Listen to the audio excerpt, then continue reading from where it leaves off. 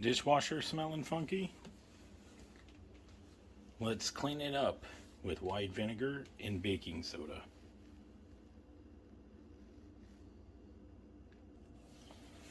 We're going to pour 1 cup of white vinegar in a dishwasher safe bowl or container, and I'm using a bowl, and we're going to place that on the top rack.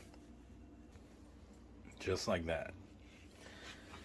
Next, we're going to take 1/2 cup of baking soda, and we're just going to sprinkle that on the bottom rack. Now we're going to run it on a hot cycle.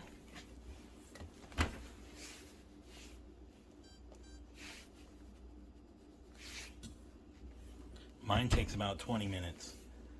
So we're going to go ahead and come back when that's done. Alright, it just finished. 20 minutes. And look at that. My dishwasher is spotless, and it actually smells so fresh. It smells brand new. So pro tip,